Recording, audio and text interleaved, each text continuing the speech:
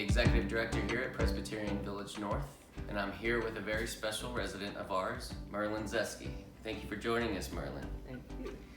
Murlyn and her husband, Larry, joined us here at PVN in August of 2022, moving into our newest building, independent living building, the Hawthorne.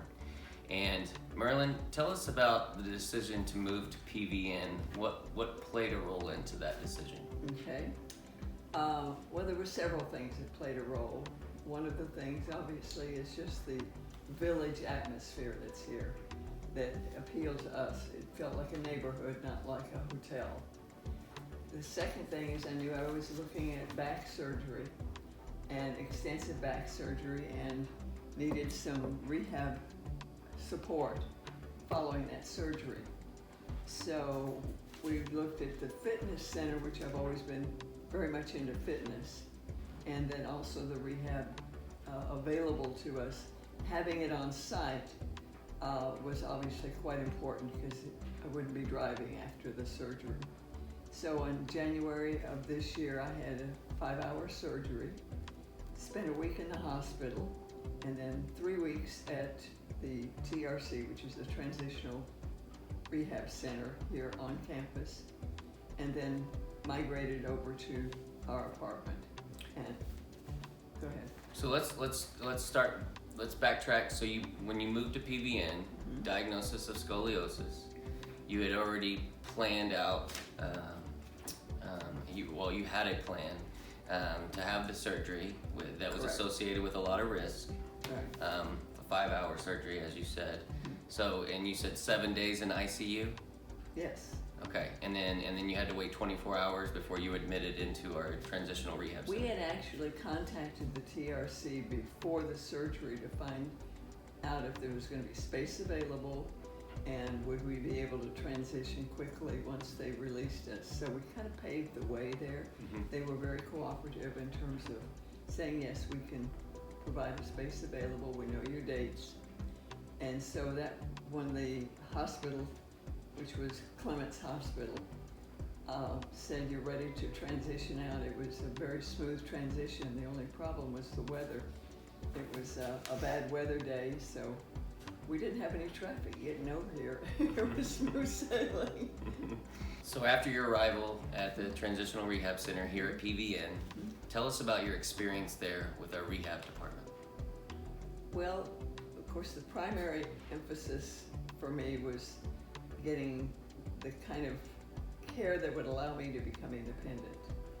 And that's what rehab is, so that you can come home safely and navigate your apartment without falls and without any further complications to the surgery. And I've had both occupational therapy and physical therapy. And I didn't really appreciate how important the occupational therapy would be, just because things like putting on socks or slacks is different when you have back surgery because you have a lot of limitations, no bending, twisting, and so you have to learn how to do it. And they provided or showed me, and the hospital had started with this as well, but they furthered that with showing me how to use the special devices that are available to help you with that and make it easier and make you independent. And then the physical therapy allowed me to start walking, which was a primary emphasis, and become much more mobile. One of the things about surgery like that is you can't do anything for yourself afterward. So you become very dependent for everything. And my goal was to try to be as independent as soon as possible. And I was able to do that. And then prior to moving back to our apartment, they did I don't know what you call it, but they evaluated the apartment for any risks, pulled a few things up, a rug and a bench and so forth. So I could navigate with the walker much more easily when I came back. And how many days were you at TRC before you came back to your apartment? 3 weeks. 3 weeks. Okay. So now you're back in your apartment. You finished your 3-week stay at TRC, our skilled nursing unit. How has that process evolved since then? When I got here, we immediately scheduled both physical therapy and occupational therapy to again progress to becoming stronger and more independent. And I had previously worked with a physical therapist here, so I was reconnected with Crystal. And I do occupational therapy typically twice a week and PT 3 times a week. And they're very good about following the doctor's instructions regarding what you're able to do and what you can't do, which, you know, is very important because you don't want to do anything that would, again, injure you further. Sure, and a setback. So how long has it been since you've been back at your apartment? It's been about 6 weeks. 6 weeks. And what did the physicians tell you as far as the expectations of having a full recovery? What does that timeline look like? For this type of surgery, it's 9 months for a full recovery in order for the bones to fuse around the appliances that they put in. So I came with an expectation that this was a process and it wasn't going to happen quickly. But I wanted to see continued progress. And I think I've seen that. I've had a little blip lately with another issue coming up, which has slowed me down. But I'm continuing. My physician said I actually am ahead of schedule because of someone my age. I'm 82. The recovery is typically slower. But he said, you know, with what you've been doing, it's ahead of what I would have expected. So let's talk a little bit more about the actual surgery and the procedure. Okay. What was all involved with that surgery? What exactly did they accomplish? Well, I had what they call an S-curve, so I had a more complicated scoliosis than other people might have. And what it involved was to straighten my back was putting titanium rods along the spine and then bolts at each level attached to the spine. And then at the very end, they have a bolt, longer bolt, that's drilled into your hip to stabilize the entire thing. And the reason I did this, because at my age, a lot of people, first of all, would not be eligible for it, but also would not want to go, would not be wanting to go through because you have to be committed up front to doing the rehab. If you're not committed to doing the rehab, you should never do the surgery. And at UT Southwestern, they have a special program for people who are 90 to 85. And you have to go through both a psychological evaluation as well as a physical evaluation to see if you're really a good candidate for that surgery. And I was, but I had also worked out extensively for probably 35, 40 years before I even decided to do the surgery, so I had been committed to being as healthy as I could.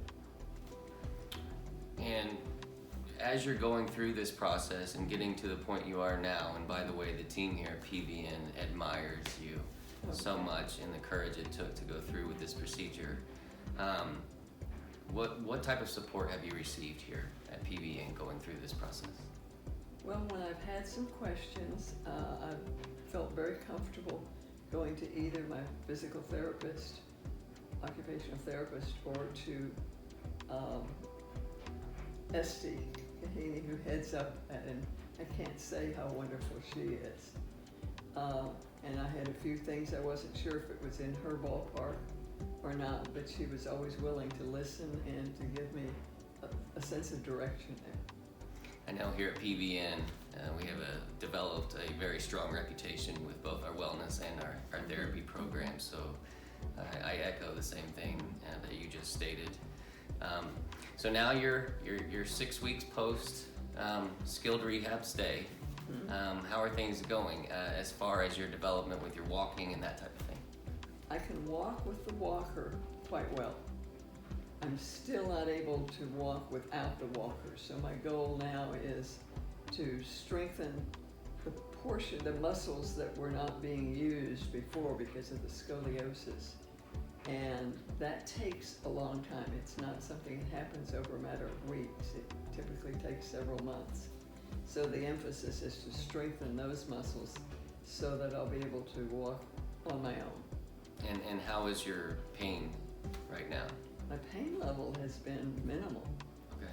I've really, I attribute that both to the surgeon as well as to, again, following the therapy. I did have one little episode of hip pain, which we took care of. But for the most part, one of the things that happens in surgery like this is because muscles are moved around and they don't like to be moved around. So as a result, they get stiff and sore. So the pain has been more the soreness in those muscles that have been told you've got to operate differently, because the spine is straight, but the muscles still think they need to go back to their original position. To do some massage, which we've done in PT as well, and just exercises, stretching, as well as strengthening and some balance exercises. Has there been any aquatics exercises up to this point? No, and part of that is that the doctor said, until that wound totally heals, and the wound is like yay long, no aquatic. No aquatics. Yeah. Okay. At this point, I'm sure that would be okay. Okay. So if you knew of someone or a resident that needed to go have a procedure, not quite as extreme as yours maybe, but having a procedure and needing a skilled rehab stay, what would you suggest to them? I'd suggest, first of all, know what you're getting into.